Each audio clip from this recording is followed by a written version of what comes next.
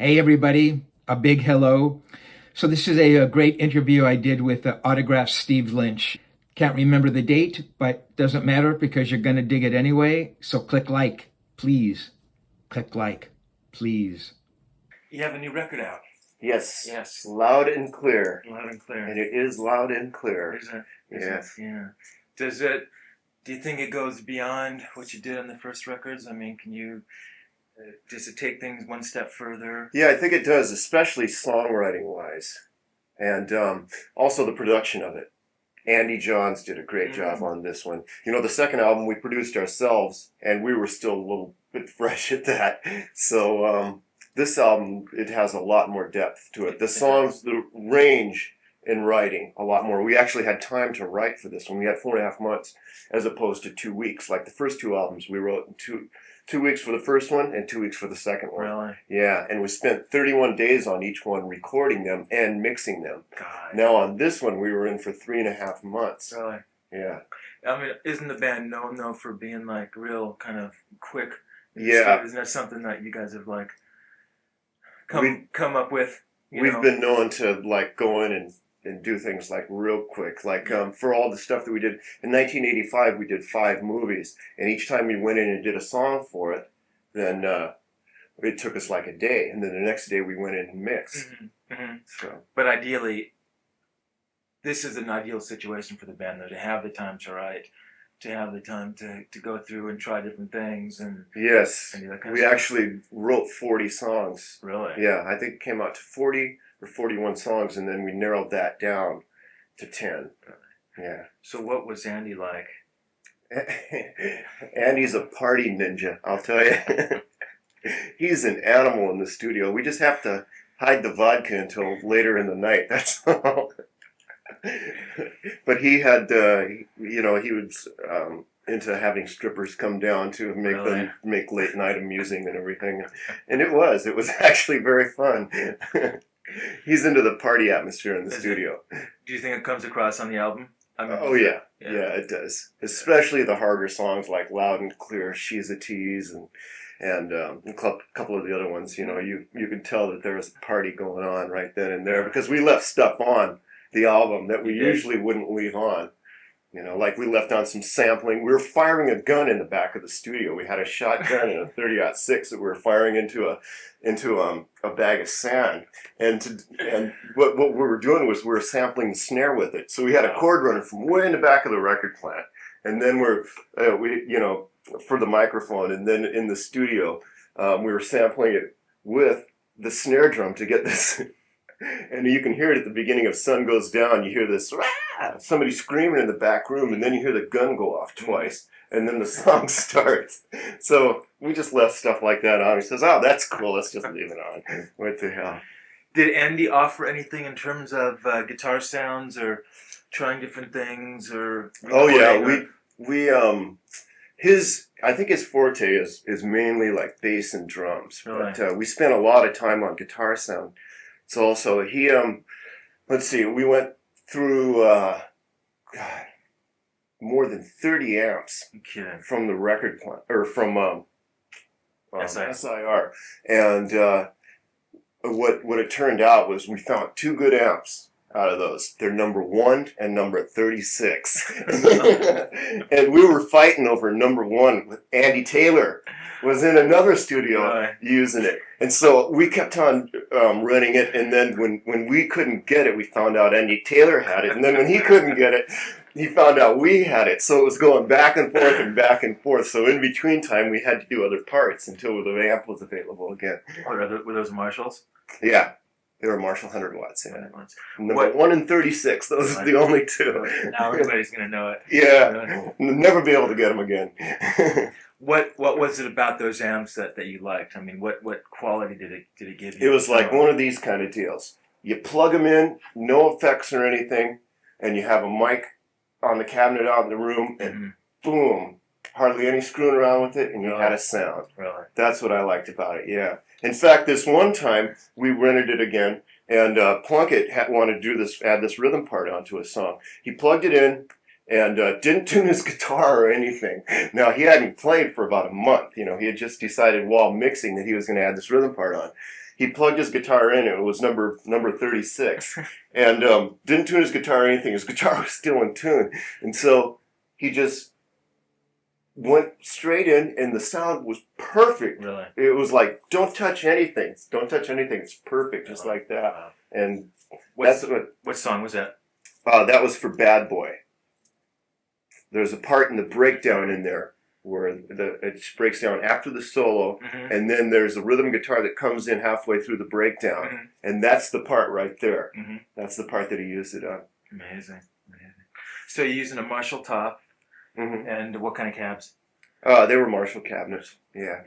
And I also played, what I did was I had another channel that I was using the Rockman on for the more dirtier, broken up stuff, and so we combined the sound of the Marshall and also a little bit of the sound of the Rockman rack mount ones, to get a little bit more grit, more broken up. And that we just used that for the lead tone. For all the rhythm stuff, we just used the Marshalls. Really? Yeah. Did you go through like some effects and stuff? You have your rack together, you're telling me? I had my rack there, but everything that we used basically, except for a chorus like on the SPX, and let's see, a stereo flange we used a little bit on the SPX 90. Mm-hmm. Other than that, most everything was done with the outboard gear in the studio. It was? Yeah. What's some of the stuff that you use there? Well, the Eventide and let's see, I use the harmonizer a lot. I love using the harmonizer. I use it down to 0.99, and then sometimes when I double the rhythms, or sometimes when I double the solos also, what we'd do is we'd take the machine on the double and move it down, one 100%, you see. Mm-hmm. And that way it gets a little bit fatter when it's slowed down. Then when you take it back up, then it's a little bit slower in speed, so the pitch is lower. So Right. Are you one of these people who doubles a lot of solos? I probably doubled half of them. Really? Yeah. Is that The more simpler solos, Right. I can't imagine with some of your right-hand stuff that you would be able to double that stuff that exactly. It seems like it'd be pretty impossible. Well, a lot of it, I work it out before I go in. Some of the stuff on this album, we just did spur of the moment type stuff. And so let's put this in here and here. As you can hear, it sounds like it's done on 2 tracks, and it is. You hear like one guitar note still hanging on, and then you hear a slide from another guitar note while that note's still hanging on. So that's what we did, was we took it like do a phrase here, and now let's answer that phrase like on another track, and then we'll go back to the first track and answer that phrase. And so we kept on doing that. Like a good example of that is like on the song Down and Dirty, and another song called Just Got Back from Heaven. You can hear it where they're interchanging like that. Mm-hmm. So you're hearing one part played and responding to that on a different track. Right. Exactly. Right.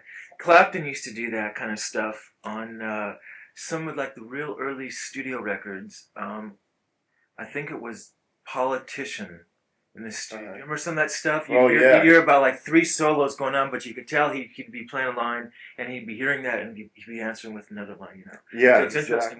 It sounded like what he did was he recorded through it. Mm-hmm. On like soloed through that section, like on one track all the way through it, and then went to another track and did the same thing, and then did the same thing, and then he could like take in whatever parts he wanted to, take it up in the mix. Exactly. Yeah. I think it's an interesting process. I don't think too many people do that though. No, you don't notice that. At least it's not noticeable if they are doing it. On this album, it was noticeable whenever I did that, and on his, you could tell what he was doing. Definitely. Is there a frame of mind that you go into when you got to go into record a solo?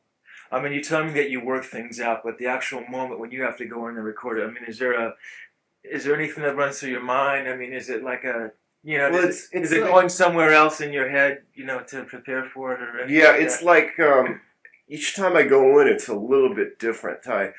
Sometimes I'll say that I don't want anybody in there but me and Andy, the producer, and sometimes I even kicked him out.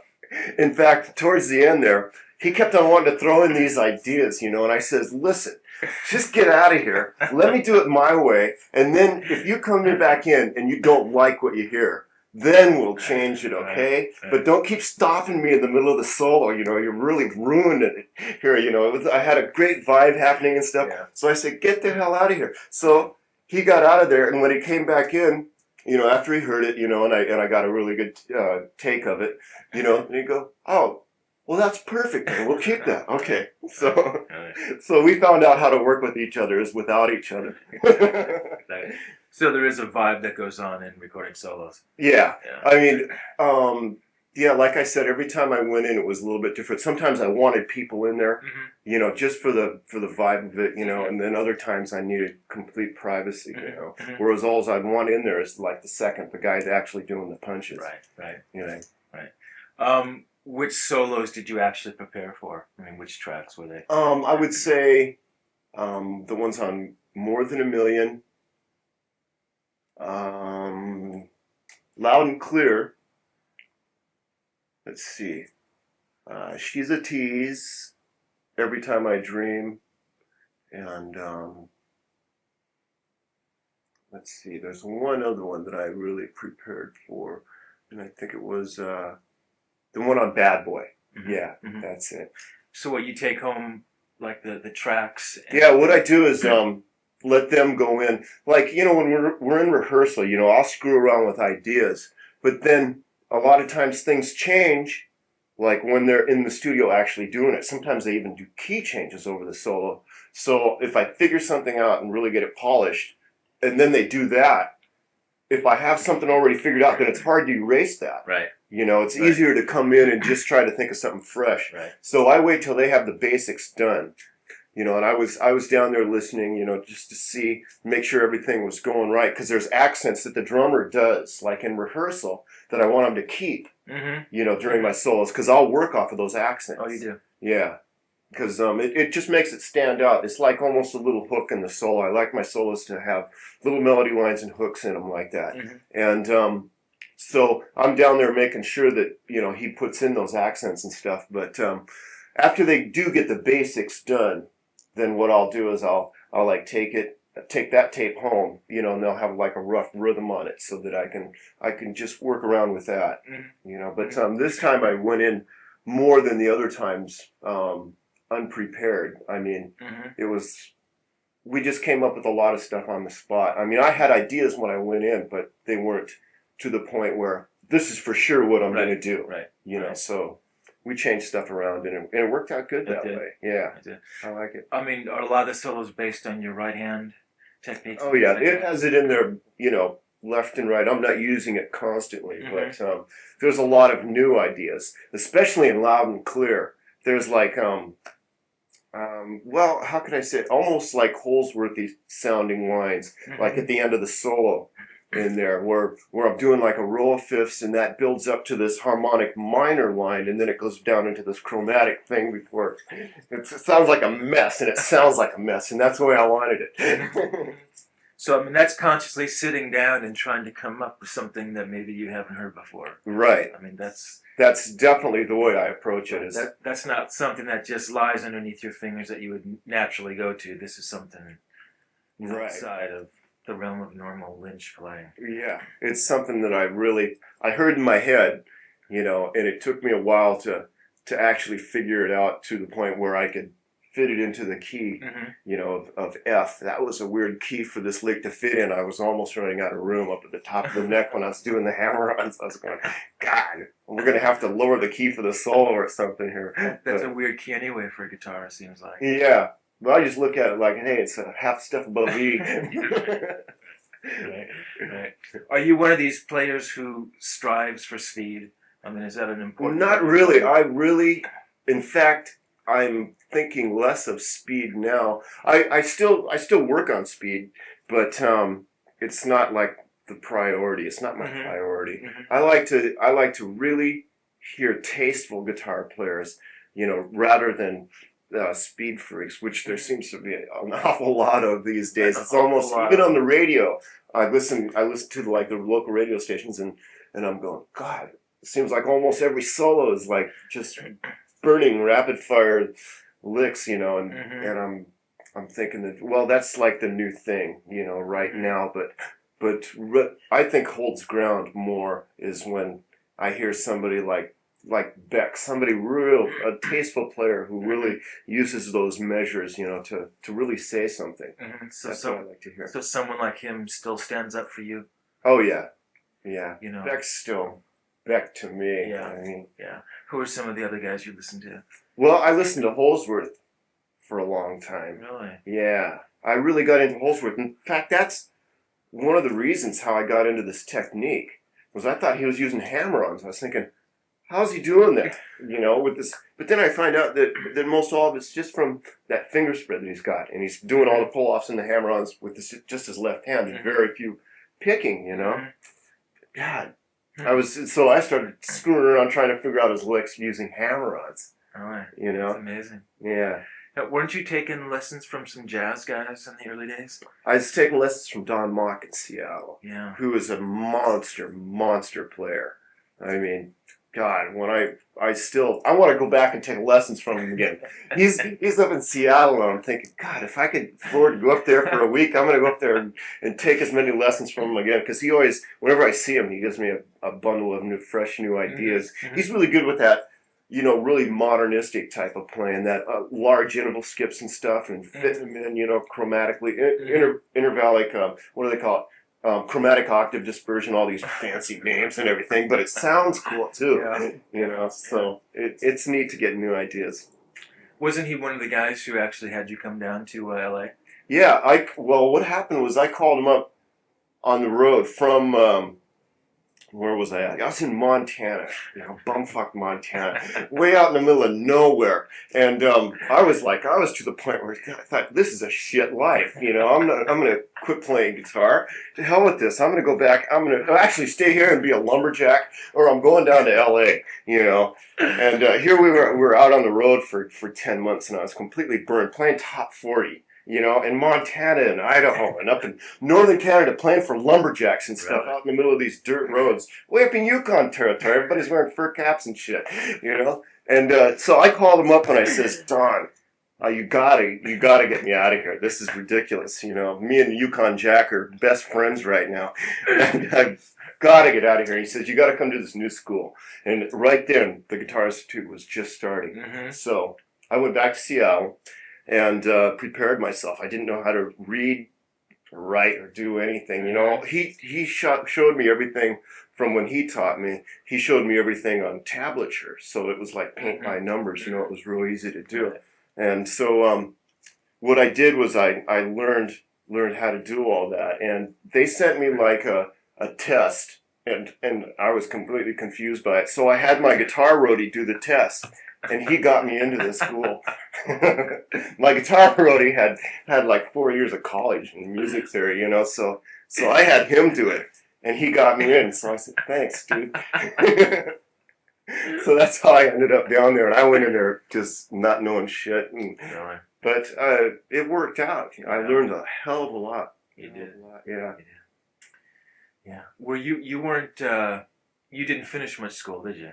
No, I dropped out in the 8th grade. They didn't teach guitar. Why go to school? I wanted to be a guitar player. They were my teachers were assholes anyway. I wanted long hair, and they didn't seem to like that too well. They thought I was selling drugs. I was straight. They thought I was selling drugs just because I had long hair. You know, so that was it. I quit. Where are you from? I'm from Seattle. Oh, you're born in Seattle. Well, I was born in North Dakota, but I only lived there till I was a year old. I was bored. I said, let's book this joint. So we moved to Seattle, which was a little better. Was there much music in your family? None. None to speak of. My dad's a truck driver. My mom's just a housewife. And boy, through the history of all my relatives and anything, I think I'm the first one to ever play anything. Really? Yeah. Really? So what was LA like when you came down here? Culture shock. Was it? Yeah. I loved it though. I mean, I always saw myself. I visited down here once when I was 17. I hitchhiked down here with a friend of mine, you know, and so we went through our escapades all the way down to L.A. and discovered Hollywood and all this, and then I hitchhiked back. And I thought that whole time until like 4 years later when I came back, I always wanted to live down here. Mhm. I thought, I don't belong in Seattle. It rains too much up here. There's no music up here, you know, and I was just bitching left and right and everything. And all you can play is top 40 up here, and I hated it. And so what it eventually happened was I made the move, and all it took was something like the school and my old teacher Don to say, this is where it's happening, get down here. So once you came down here, your playing really started coming together. Yeah, that's when I started understanding what I was playing too. I was playing so many years by just ear, you know, and so I had these scale positions set, but I still wasn't sure what I was doing. Somebody would have thrown a chord chart at me, I would have been shit out of luck. When did you actually start putting together the right hand stuff? It was, let's see, 77 when I first started doing it. And then in 78, what happened was when I was going to the school, let's see, it was like March or April of 78, Emmett Chapman, the inventor of the stick, did a seminar there. And that's when, you know, I was just fooling around with like one or two fingers, but I was watching him utilize all his fingers, you know, on these two sets of strings. And I was flipping out, and I just cornered him after the seminar, and I said, "What the hell are you doing?" You know? And so he told me, he just said, "Just experiment around with some patterns on the guitar." He says that's the way I started out. He started out on guitar. He was doing it like on a 335, and so I says okay. And so he gave me a couple of ideas, and that night, like I locked myself in the room back there, and I just started doing it. You know, just started using all four fingers like he was doing on the right hand, and I just started coming up with all these great ideas, and it sounded so different. I thought, man, I've never been able to play anything this different sounding before. Right. So I really got into it, and I started just skipping classes at GIT and just going for that. You know, taking all the knowledge that I was getting there and applying it to this technique. Right. And I even got kicked out of classes for doing it, you know? Did you really? Yeah. There was this one teacher, Tom Mason, he was the sax player there. And I went in and I played like an old standard called Stella by Starlight. And, you know, and I went up to the rhythm section and I said, balls to the walls, boys. We're gonna blow them out, you know. And so they're used to hearing this, you know, this real traditional, you know, jazz standard type stuff, you know. And we go up there just cranking, you know, and doing a bunch of hammer-ons, and the melody line was so chopped up to hell that, what is it? He stopped me, and he says, now this is a bad example. He used me as a bad example for the class. And he says, get the hell out of here. Take your amp, your solid body guitar, and get the hell out of here, you know, because he didn't even like people with solid body guitars. He thought that was a sin, you know, on the instrument, so. That's funny. That reminds me, something like that sort of happened to Van Halen when he was taking a class at, I think he went to like Pasadena City College for a year or something, and he had come in with one of his arrangements, and it was totally non-traditional, and it was used totally different voicings and things, and the teacher said no good, and he faced the class and said, listen, you guys listen to this, and if you guys think it's cool, you let me know. And he played it, you know, and it was like a piano piece, and everybody loved it, you know, and you know, turned to the teacher and said, fuck you, I'm leaving. And like, that was it for him, you know. It was like tradition was never something he could deal with. No, it's hard. It's tough. I mean, especially when I don't know why they would want you to play the same thing that has been played for years. You know, why not modernize it? Why not take it a step further? Right. You know, I didn't understand that, why I thought it came out great. Yeah, it probably did. They were probably intimidated by it somehow. Yeah, It maybe scared so. them. There was something that they didn't understand and that they couldn't teach somebody else or something. Right. I don't know. You know, speaking of Van Halen, was he someone that you had heard? I mean, had you heard any of the right-hand stuff he was doing, or was he an influence? No, on you anyway? he came along a little bit too late to be an influence on me. Like most of the people that I had gotten stuff off from, you know, I went through the Beck, Clapton, Hendrix, Page, you know, syndrome. You know, that's where I got my roots from. And what happened, the last person that I was listening to was Holsworth, you know, from the old Tony Williams albums and the first UK album and all that. And then when he came out, and I heard him doing this, I thought, oh shit, somebody did it on record, damn it, you know, before I had a chance to. And so, but that was cool because I thought, wow, this may be something, that really catches on, Mm-hmm. and that's where I started to get the idea for the book and everything, was because he kind of broke the ice with it, and I Right. thought that was really cool, and he broke the ice in a lot of areas with Right. his playing, Yeah. So I thought that was really cool. Right. But he was just a little late. I'd already gotten my influences, and I was already pretty much on my own way. Mm-hmm. you know. Mm-hmm. Was Autograph happening yet? Oh no, this was Autograph. I'm talking like 77, 78. Autograph didn't happen till October of 1983. Really? Yeah. Were there other bands in between there? Oh yeah, a lot, a lot. I was playing in like different periods. I was like playing 4 different bands at a time, Mm-hmm. And what I'd do is I'd play with them for 6 months, If something didn't start to get happening, we'd go in and do a demo tape and all that, and shop it around and do some showcases. If it wasn't happening within 6 months, then I'd move on. I know that's not much time, but I didn't want to waste any time. Right. But I was like, for a long time, for like years, I was going from one rehearsal to the next, and it was all different styles of music. I was playing in a group called Viva Beat for a while. Oh, really? Yeah. And it was right after they did their first album, Mm-hmm. and they fired their guitar player and this other chick that was in the band. Right. And so I was playing like new wave, and then I was going to like heavy metal, and then I was going to even like country rock type thing, and then I was playing in a pop band. And so within 4 rehearsals in one day, I was going through this whole spectrum, and there was even a fusion thing that I was playing with in there Really? too. Yeah, whenever we could get together, But it was nuts because I would start playing songs. They'd name off a song, and I'd start playing like a fusion song at this Right. heavy metal thing, and Okay. I was mixing them all together. I couldn't get the songs right. So, what the hell song's that? It started out for me. So whenever I went to rehearsal, they all knew that. Hey, do something where we can start the song without him, so he'll remember what the hell he's doing. Right. Wasn't there a band in there called The Word when I met Oh, you yeah. the first time? That's right. Yeah.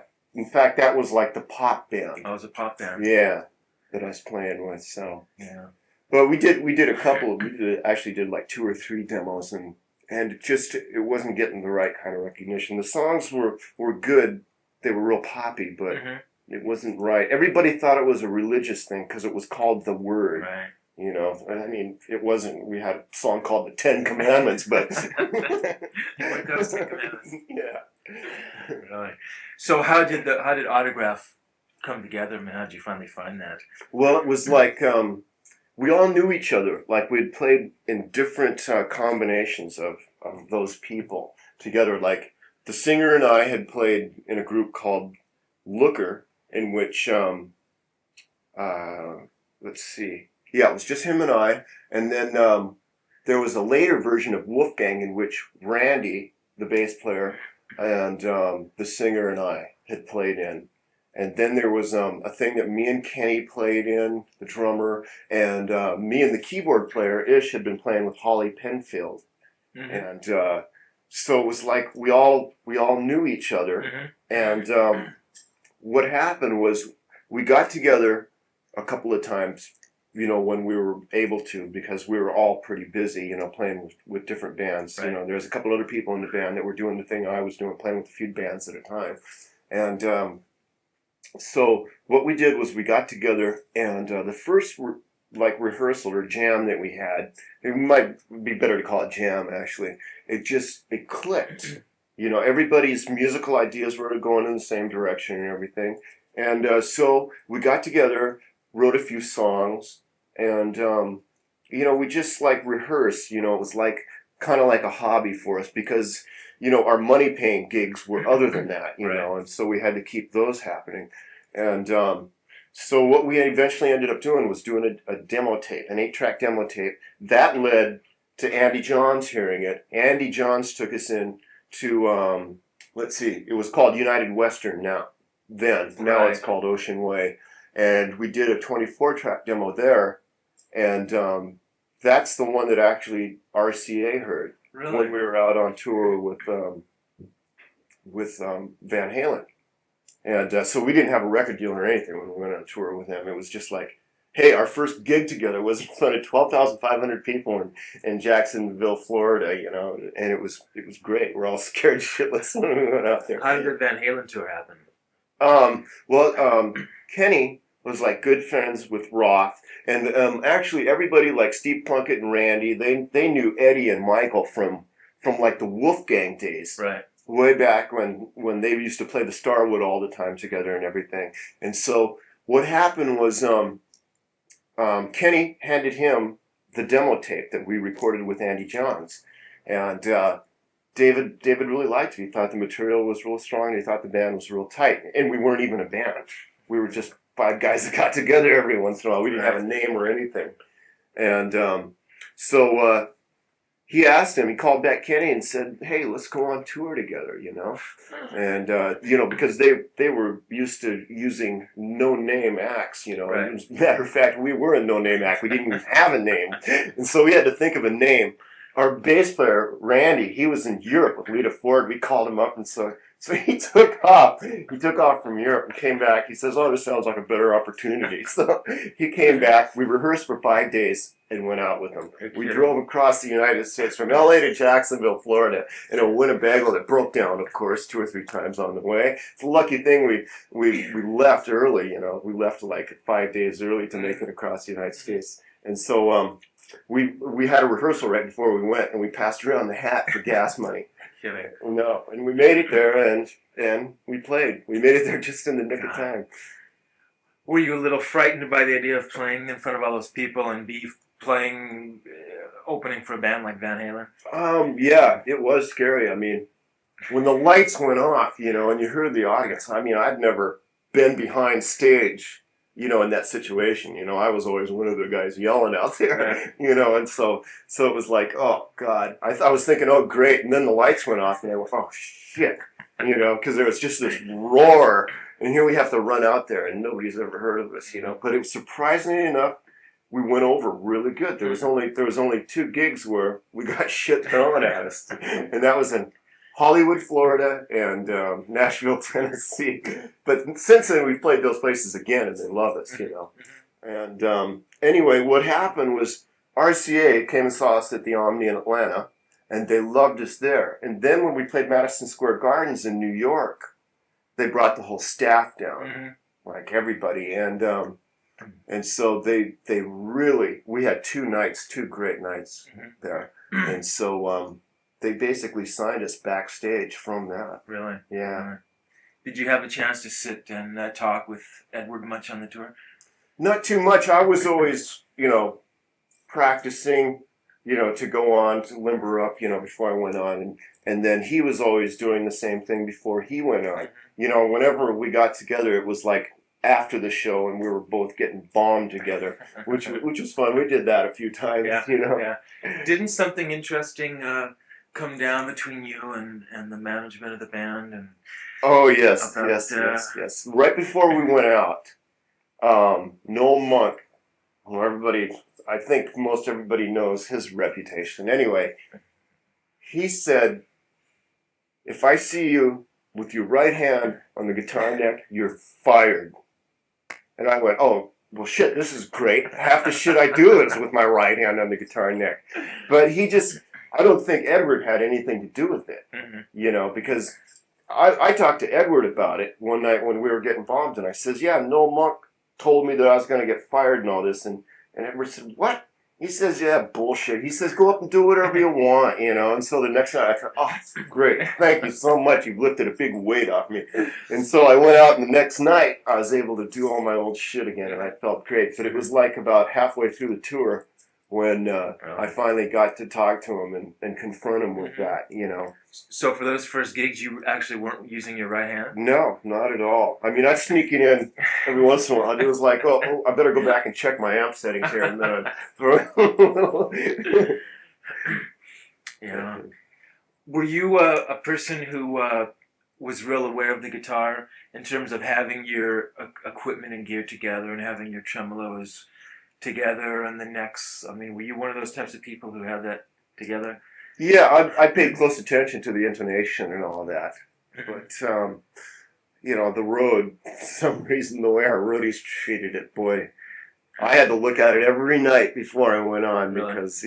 because of the weather and stuff. We started touring in January, and we went 3 months with them, and so it was all pretty much touring during the very cold months, you know, and so it was in the back of a truck all the time. It wasn't in an ammo case; it was just in the back of a truck, and so the neck was always getting warped. So I'd have to fix that, you know, and I'd have to take care of the frets myself because I didn't have a guitar roadie.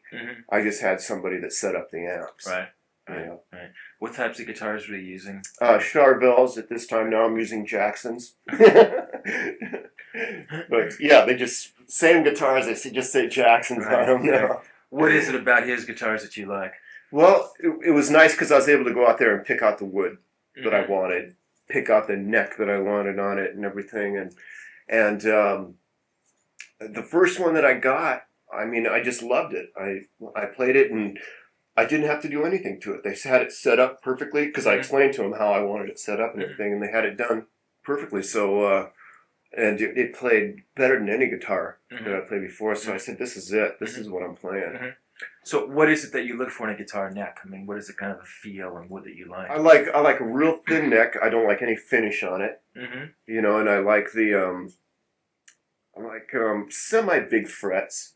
I can play with any kind of wood on the fretboard. Right. That doesn't bother me that much, especially since the frets are not quite the jumbo frets. It's like the ones below them. Right. You know, and so the actual feel of the wood doesn't have that much to do with it. I'm going more off the frets. Right. But the ebony one I do like the best. You do? Yeah. But the rosewood and the maple ones that I have, they feel almost as good, just not quite. It's probably the ebony one is the one I'm most used to. That's why. And the ebony one was the first Jackson that I did get, and before that I was playing a Les Paul Custom, which had an ebony fretboard. So, really? Yeah. Really? Did it take much of a change in your playing, changing from the Les Paul to more of a Strat type guitar in terms of the right hand stuff and the neck? Not so much the right hand stuff, but it was now I was incorporating vibrato arm. Right. You know, instead, you know, playing the Les Paul, I didn't have one on it; just had the stock tailpiece, and I was getting into that. That was a lot of fun. It just added another dimension to play with, you know. So, is there a certain tonality that you find works with the right hand stuff? In other words, is there certain combinations of effects and treble and bass and things that you have to come up with that makes the right hand stuff come out better? Well, it has to be, for one thing, the first thing is it has to be really overdriven. It does. Yes.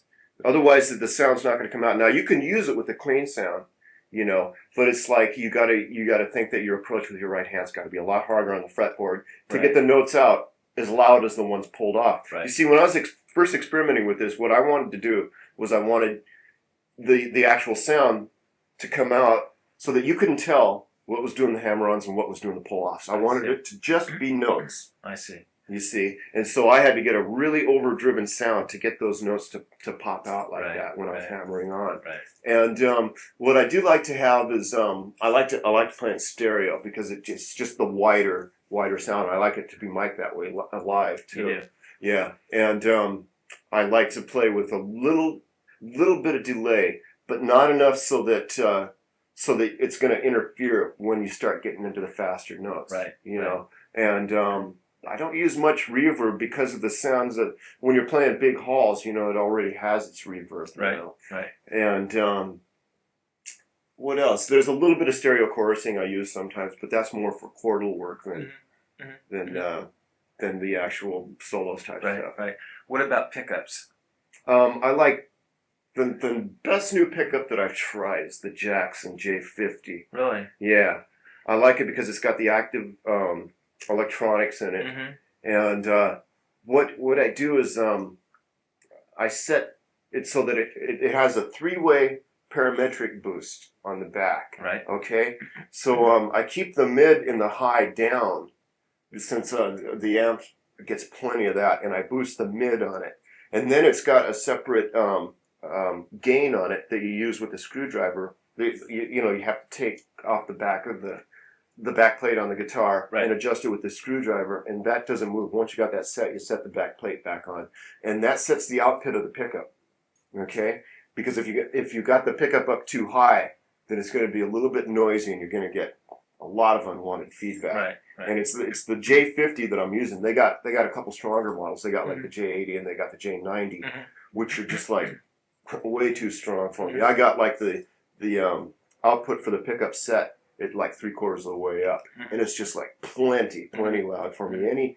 Any louder pickup like the J80 or the J90, and any higher, then I just have to take the a pickup output down more. So I figure, why don't I use this and leave it up? Right. Right. What about the tremolos that you use? I like Kahlers. You do. It's the one that I got used to. Mm-hmm. I think that there's a big thing between Floyd's and the Kahlers. Mm-hmm. If I started using Floyd, then that's what I'd be using. Mm-hmm. But the first thing I got was the Kahler, Mm-hmm. and so that's what I got used to. Mm-hmm. Mm-hmm. Do you pull up? Yeah, your I tremolo? do. Is that part of your I technique? do, and that's one of the things. Like when they asked me when they were building the guitar, they said, "Well, do you want a tremolo arm?" At this time, the Floyds, they didn't pull up unless you did something to them yourself. Right. And I says, "Well, give me the one that has the real smooth, vibrato, and the one that pulls up. I can pull up on." This was important, so that's what they gave me. You see, so it worked out. It was just something. I got used to that. Right. And like I said, if I would have started playing with the Floyd, then that's what I'd be using. Right.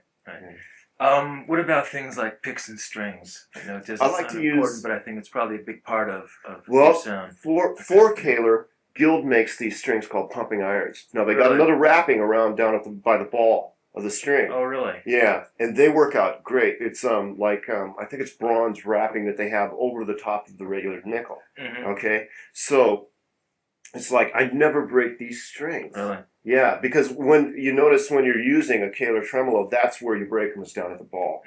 Mm-hmm.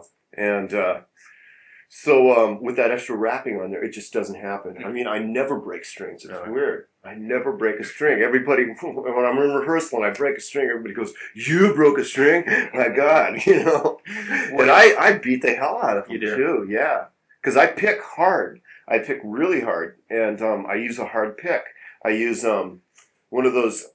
It's a Jim Dunlop Jazz 3. It's a small pick that's made out of. It's not like the regular plastic, like the tortoiseshell picks. Right. It's thicker, and So it's like nylon, heavy nylon. It is a nylon. It is a nylon pick. Yeah, it's like the Herco ones. Right. But it's a smaller version of that. Right. Did that come from the GIT days and jazz lessons and things? And Yeah, I was going through a number of picks because I was changing my picking technique then. And everybody says you have smaller pick, the less pick room that you need to use, the quicker you're going to be. Well, hell, I don't know. I hear guys ripping that use these big old picks the size of my wrist, So I don't think, I think it just depends on what you get started with, that's what you're going to be used to. But I went through a hell of a thing changing my picking technique, which ended up that I had 2 picking techniques instead of 1, because I kept my old one. And then I used the newer one that I used to get, like playing interval skips and stuff like that. Jumping strings, I couldn't do that with my old picking technique. It was more like I could play just the scales, the more closer knit things with my old picking technique, which I held the pick in my hand real sloppy, and it was at a big angle, Right. Whereas the new one, I approached it just letting a little tiny bit of the pick show, and so that I could jump the strings really easily and get the harmonics out, which I couldn't do either with my old picking technique. So it was kind of neat. I got 2 picking techniques now that I use, and I'm constantly going back and forth between the 2, right? For whatever I need, and then the hammering stuff, that comes in too. So it's like there's 3 different things that I can use there, along with the tremolo arm. That makes 4, so that I can use those 4 devices before I start using the outboard effects. Do you think that is maybe something that other players overlook in terms of they maybe just look at one part of it? Maybe they just look at speed as not even being part of I do. of a right hand technique or In other words, they see speed and that's all they see. They don't think melodically. They don't think tremolo. They don't think finger vibrato, which is something you've developed as that's well. exactly what I was gonna mention when you were saying that. Is the fact that I hear a lot of guys that are playing this speed stuff where they aren't even bending very many notes here and there. Exactly. It's like their roots are coming from a lot of the more modern players, and they aren't getting that nice bending and the vibrato happening in their playing. In fact, you don't even hear some of them bend hardly at all. Right. And I'm going, there's something missing here. And at first I didn't know what it was, but then I listened to it and I thought, that's what's missing. Exactly. You know, I don't hear that and I miss that. Maybe it's just because I came from the old school of, you know, the old Beck and Clapton and, you know, those kind of days where I really have that deep in my roots, and I miss it. Right. No, I think a finger vibrato was one of the hardest things that you can develop. It's something that I worked on for a very long time. You did? Yeah. It must have been like I lived in this basement of this old lady's house, and she must have just gone crazy. It was like a kid trumpet player or violin player in the house. You know how that can drive you nuts. I'd sit there and bend the same note for hours and just work on my vibrato, and I'd never get up to pitch because I didn't have the strength, you know. And so eventually I got up to pitch and I got the right vibrato happening, you know. And she must have thought it was just blissful to hear that after a while. You know, and then she'd hear the same note for months and months bending. You know.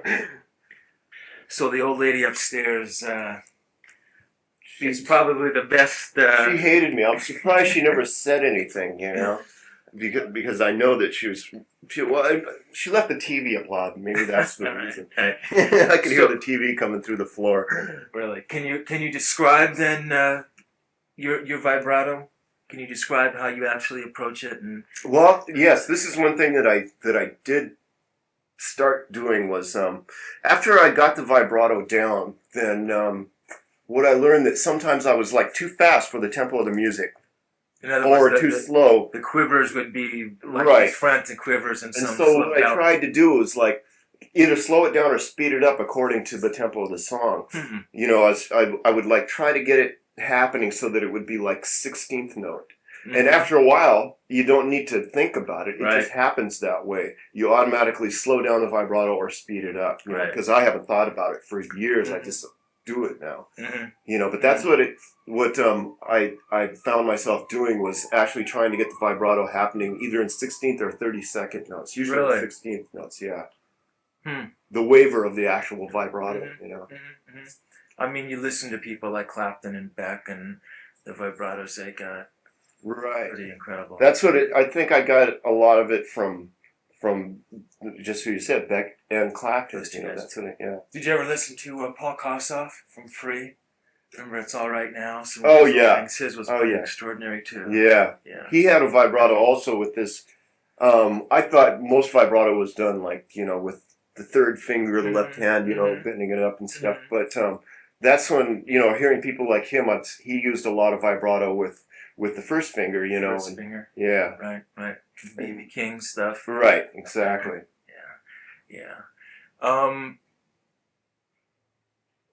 Where else do you, do you draw your inspiration from places other than guitar players?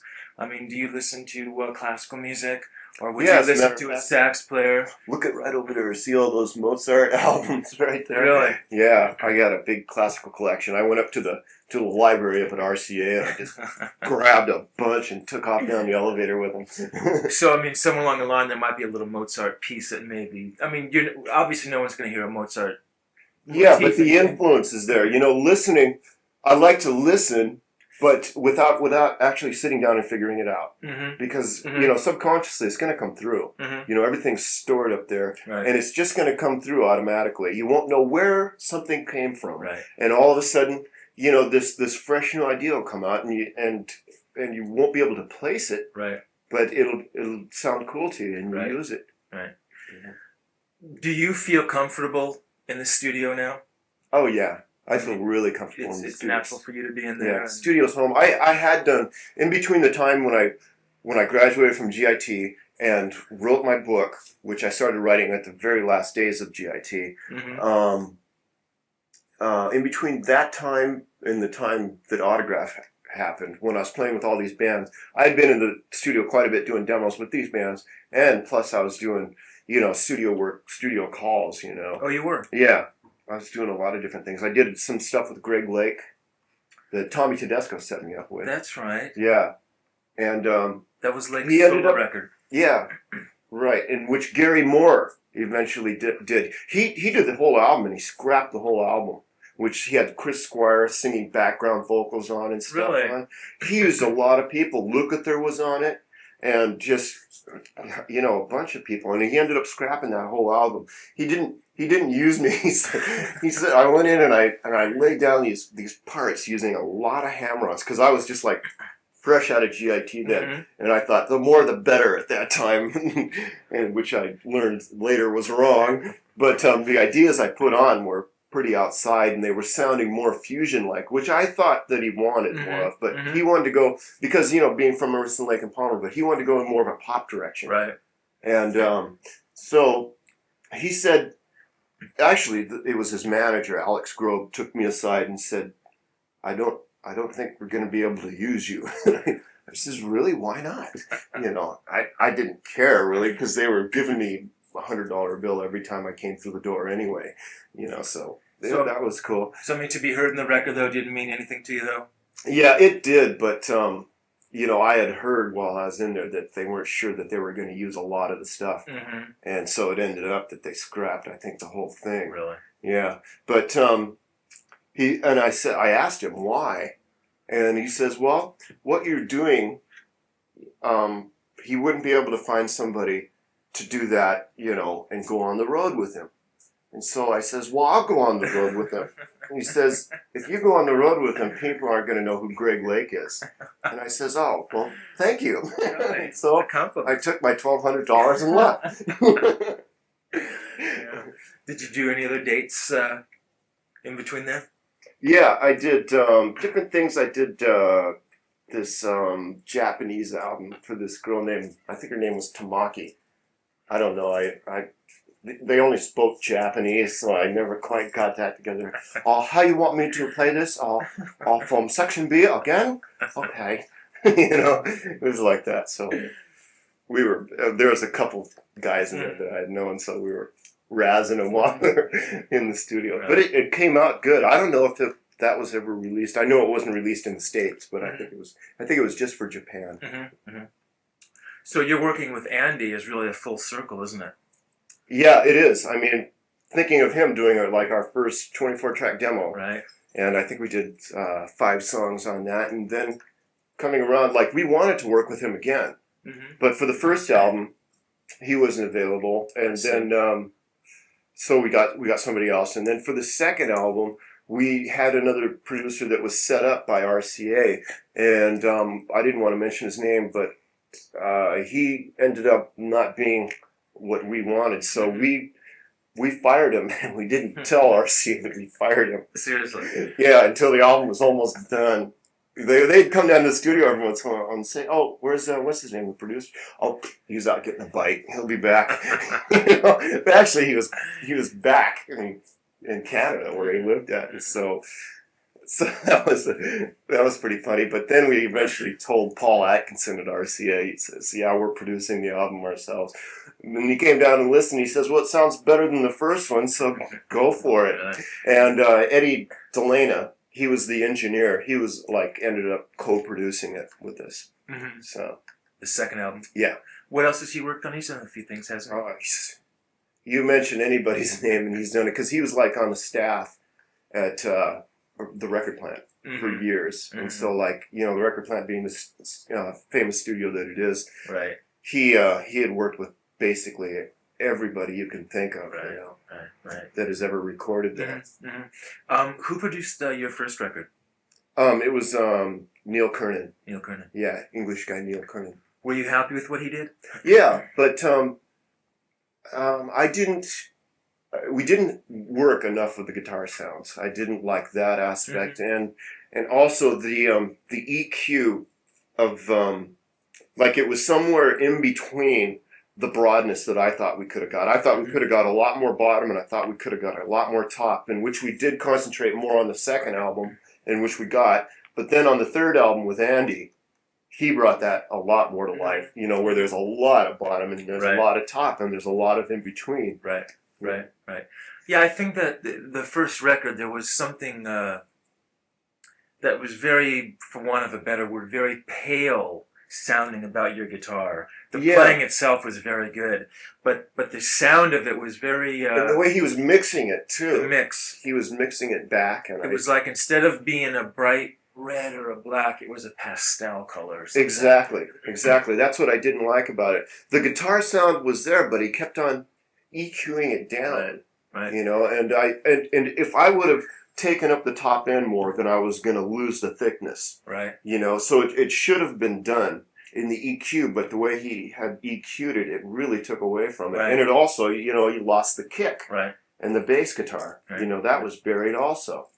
Is that a little discouraging when a record comes out and you're... Yeah, when I heard it, I thought, God, this isn't what, you know, what I want to hear. It was like when they were mixing it, like they didn't want anybody down there. Oh, really? And I really, really wanted to be in there, you know, to make sure what was going on. And then they did it. They even subtracted a little bit more in the mastering. They did. Yeah. So I was disappointed. You know, I wasn't disappointed when the album sold as well as it did. You know, it got up close to platinum. Mm-hmm. You know, so I thought, oh, well, that's great, but you know, still, I wanted my guitar more out there, a lot more out there. So the new record, Loud and Clear, has that. Yeah, it does. It does. I'm not a player that overplays. Every time there's a hole, I don't fill it. Mm-hmm. You know, but I think on this one, on a lot of the outros, I'm soloing away, and which wasn't happening before. Right. And I really brought it up to everybody that I wanted to do this a lot more. Mm-hmm. You know, to like bring the song up, the end of the song, hey, this is the outro, let's bring a little bit more excitement into it. Right. You know, but I'm more of a song type thinker. You know, I think of, okay, what's right for this song? Mm-hmm. Now this is the approach that I think is right, rather than I'm going to play everything I know in every solo on this album. Right. You know? Right. There's a lot of times when like a couple songs on the album where it's just like a melody line in the solo spot, you know, rather than an actual solo. Mm-hmm. You know, because I fooled around with ideas and stuff and solo ideas and nothing sounded right. Right. You know, and then I'd listen to the whole song and I'd like even wait till they had like the background vocals on it before I'd actually do something, and I'd think it just doesn't sound right with the solo here. Right. There's something, you know, so I'd put in a melody line instead. And that seemed to work a lot better. Just the simplest idea Right. worked. Yeah. You know, I think that that situation you just described is probably another quality that is maybe missing in some other players who feel they have to go out and... It's not true. If you have, like I figure, you know, we got like 7 albums to do, you know. I mean, this is our 3rd one. We got 4 more to do, you know, before, you know, it gets renewed, and we'll probably do 3 more after that, you know. So you figure 10 albums, God, you know, I'm going to have time to get my yayas out. There's no doubt. Right. I mean, why rush it all, you know? Because there's a little bit new stuff that I come up with every time, and, you know, introduce that, but don't make it, I don't like it to put pressure on myself, like I've got to put everything on this. You know, I like my playing on this album. You do. Yeah, I do.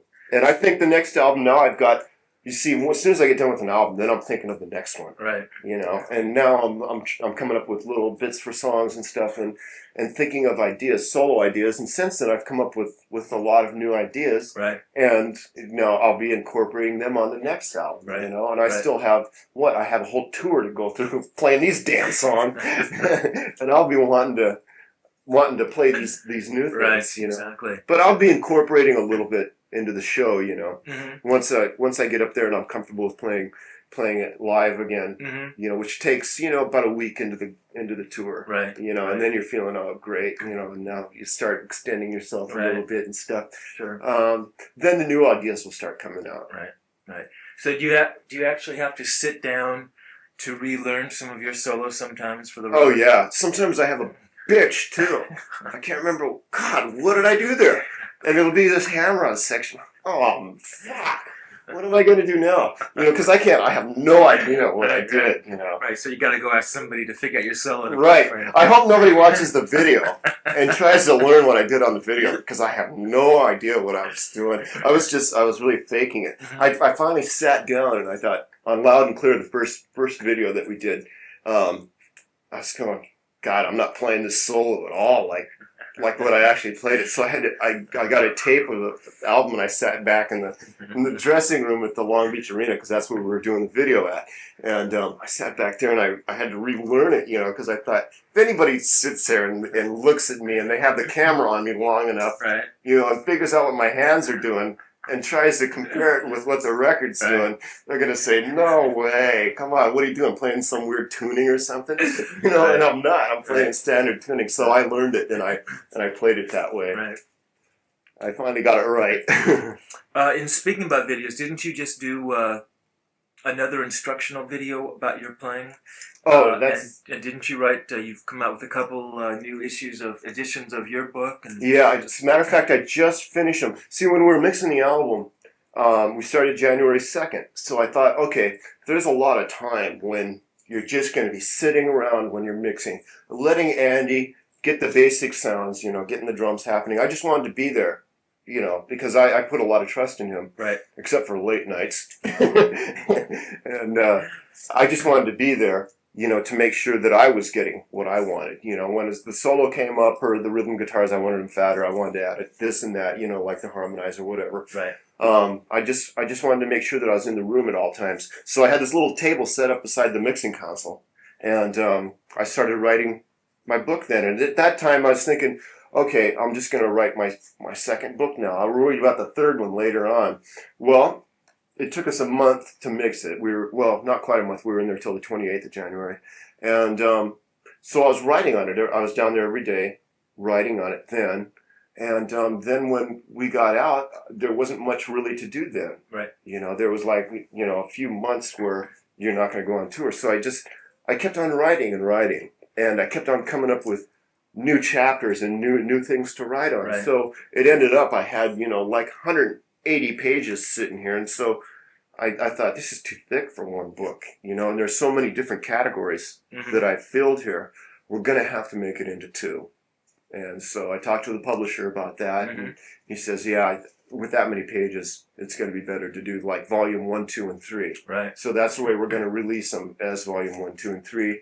And there'll be like a videotape that we're doing with them that'll be it'll be an hour long. It'll be like 20 minutes for each book, for each volume. Okay, and it'll get people started, I haven't done the video actually yet, but this is what it's going to be like. It's going to be like, from each book that I will get them going on a chapter, show them how to incorporate it and everything, show them, the technique, right, how my hands are positioned and all that, and just, they'll be able to understand it a lot better along with the video. So they'll have the option of either buying just volume 1, 2, or 3 of the book, or getting all 3 and buying the videotape. Now, the way I plan on doing the videotape also is you don't necessarily have to have the book. You can just get the videotape, right, and understand it, because it'll be self-explanatory enough so that they'll be able to get the ideas just from the videotape if they want. Right. But the book, will have a lot more ideas in it, because in 20 minutes' time, I'm not going to be able to go through the whole book. Of course. Yeah. Right.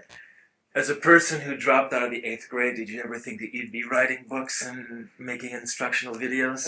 Especially my dad didn't think so either. He said, you're going to be a bum for the rest of your life. Why don't you drive a truck? Why don't you be a human being? And all this. He was pretty surprised when I sent him a graduation certificate from the school and a book along with it. He was, oh, man, maybe you're actually going to do something. Maybe I'll start talking to you again. No, but since then, my dad and we're on great terms now. He shows my book to, since then, him and my mom have been divorced for quite a while, and since then, now he shows people, shows chicks at these strip bars my book and my records, and say, yeah, this is my son. He thinks it's going to get him laid, but it never does. They just take him to the bank. Yeah. Did you have any brothers or sisters? Oh yeah, I have one brother and 4 sisters, Mm-hmm. and I'm not in contact with them really that Really? much. Yeah, they're still up there, and I'm busy down here, and 8-10 months out of the year, I'm out on the road, so I don't get to talk to them that much really. Mm-hmm. I mean, are they fans of yours? I mean, do they? Oh yeah, to they you? love it, and all their kids, They do. yeah. They're real fans. They love it. They're constantly watching MTV for us and, phoning in the radio stations and requesting our songs and stuff. So, yeah, they're fans. They really like it. Yeah, that's great. So, I mean, would you have imagined in 77 or 78 that your life would be revolving around these types of things, making records? I mean, certainly you had the desire and knew that's what you wanted to do, but in your heart, did you think that it was really going to happen? Well, around that time period, I was like heavily into fusion. Mm-hmm. And I thought, well, this is great because this is really getting all my musical, desires out.